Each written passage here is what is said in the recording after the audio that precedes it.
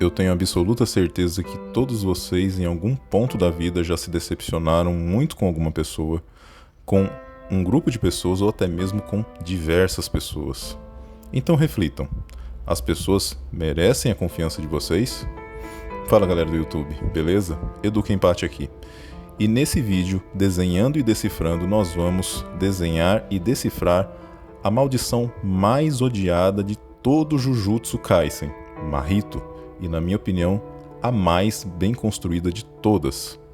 Antes de falarmos de Mahito, especialmente, porque o vídeo é focado nele, vamos entender primeiro como funcionam as maldições no universo de Jujutsu Kaisen. As maldições são entidades manifestadas a partir dos sentimentos negativos dos seres humanos, dos pensamentos impuros dos seres humanos. Os seres humanos estão produzindo maldições a cada segundo, mesmo que estes não saibam que as produzem. Por isso, a necessidade da existência dos feiticeiros Jujutsu dentro da obra de Jujutsu Kaisen, que são pessoas que conseguem vê-las e combatê-las. Mahito pertence ao mais alto grau, à mais alta casta das entidades, das maldições, que seria a maldição de grau especial, certo? E qual é a origem de Mahito? Se cada pensamento humano negativo gera uma maldição, então algum pensamento negativo específico coletivo dos seres humanos, vamos falar apenas do Japão aqui, porque a obra se passa no Japão, algum pensamento negativo com relação a alguma coisa dentro do Japão originou Mahito. E pasmem, Mahito é a representação, é a entidade que representa todo sentimento negativo com relação aos seres humanos, ou seja, ele representa o medo que os seres humanos têm de outros seres humanos. Então, nada mais justo, na minha opinião, que Mahito seja o líder do grupo chamado Calamidades, que foi escolhido a dedo por Suguru Geto / Kenjaku, que atua fortemente ali no arco de Shibuya. E ele, com certeza, é o protagonista desse grupo e o que tem maior importância e relevância, na minha opinião, e também é o líder deles. Então, nada mais justo de que ele tivesse uma significância muito grande ali. Então, Mahito, ele acredita que a alma veio antes do corpo. Porque em Jujutsu Kaisen não fica muito claro, naquele universo, se o corpo está interligado com a alma, ou se um veio antes do outro, ou se um é mais importante que o outro. No entanto, as habilidades de Mahito que tem a ver com a transfiguração humana, que já eu vou explicar mais adiante, fazem com que ele pense que a alma, sim, ele conhece profundamente a alma, então ele acredita que a alma veio antes do corpo.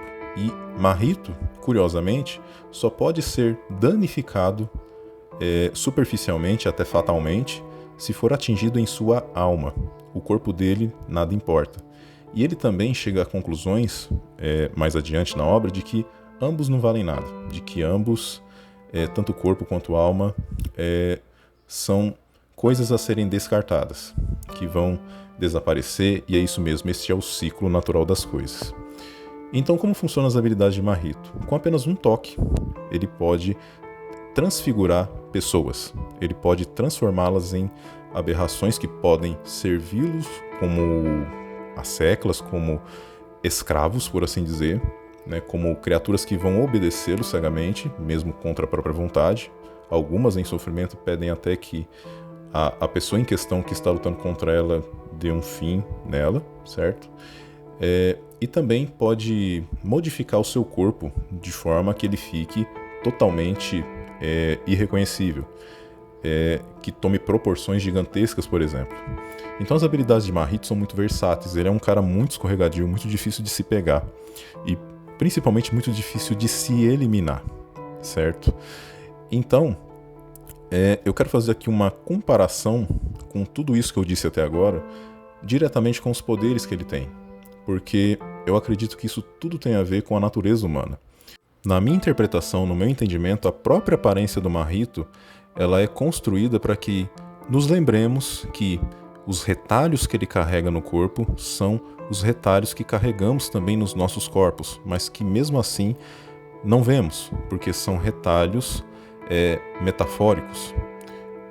Como eu poderia explicar isso para vocês? Imaginem o seguinte, imaginem que Ao longo da vida, aprendemos, erramos, nos decepcionamos, nos alegramos e tudo isso vai nos moldando, vai nos costurando.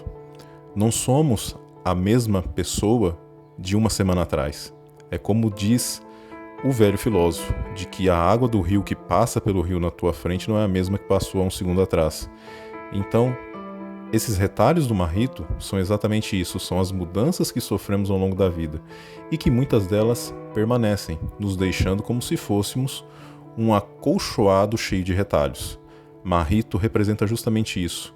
E eu acredito fortemente nisso porque ele se originou exatamente dos pensamentos impuros relacionados ao ser humano. Então tudo que está nele está relacionado ao que há de mais baixo que o ser humano pode se tornar. E não só isso, mas também as coisas que são inerentes a nós, como por exemplo a mudança, que é uma das únicas constâncias da vida, se não a única. A mudança, ela é a única constância da vida, certo? Então, vamos ampliar isso também para os poderes dele, nos quais ele transfigura completamente também o seu corpo, para atacar os seus oponentes, para ter um longo alcance de ataque. Então, essa mudança, eu vejo, na minha interpretação, da seguinte forma, de que ele se adapta ao ambiente, ele se adapta às condições, justamente como um ser humano faria.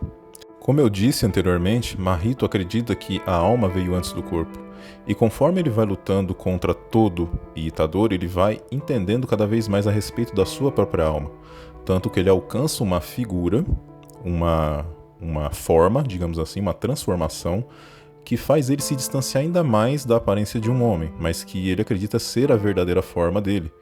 É uma forma poderosa, que dá trabalho, sim, ao protagonista, mas que nem de longe é a verdadeira forma de Marrito, porque a verdadeira forma dele, que se origina dos pensamentos, sentimentos negativos que os homens têm com relação a outros homens, nós temos sim a verdadeira forma de Marrito, que é quando essa carapaça se quebra e ele está em um campo nevado, né? Supostamente ali, aquela ilustração ficou fantástica, aquela representação de Yuji como se fosse um lobo, um caçador atrás da sua presa, que é Marrito andando, engatinhando no chão, né, para fugir do seu predador. E ali nós temos a exata representação de como o ser humano pode descer mais baixo que pode existir, que é a covardia. É justamente a entrega ao medo, é justamente a paralisia diante de uma dificuldade, que a dificuldade no caso seria Itadori. Né? Então, aquela sim é a verdadeira forma do que é de pior no ser humano. É a covardia, é a omissão, é justamente a fraqueza. A forma que Marrito utilizou, a mais poderosa, aquela carapaça que faz mais ele se assemelhar a um Shikigami, na realidade é justamente a couraça que nós, seres humanos fracos, utilizamos para nos defender dos medos que nós temos do mundo exterior. Então Marrito se assemelha demais a nós seres humanos. Infelizmente, de maneira geral, como ele é formado por um pensamento coletivo, penso eu que ele representa o coletivo, que quer se parecer forte, quer se mostrar como sendo forte, naquela verdadeira forma que ele diz ter alcançado, no entanto se quebra facilmente e ele aí sim mostra sua verdadeira natureza, que é a covardia, o medo, a omissão, a fraqueza. Então, Marrito é formado justamente pelo sentimento, vou mais além ainda, agora, que é da nossa civilização em geral, que sempre buscou a paz através da violência. Então, por exemplo, a conquista dos países, os países ditos hoje como sendo civilizados, eles tiveram a paz construída na violência.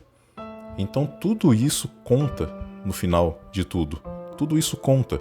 Tudo isso conta para que homens desconfiassem de homens, para que homens tivessem medo de homens, para que homens começassem a se detestar.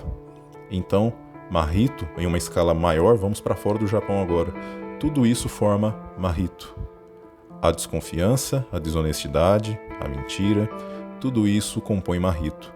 E ele traz para nós isso na sua aparência, nos seus poderes e, no final, naquela cena magnífica na neve, onde Itadori é um lobo imponente.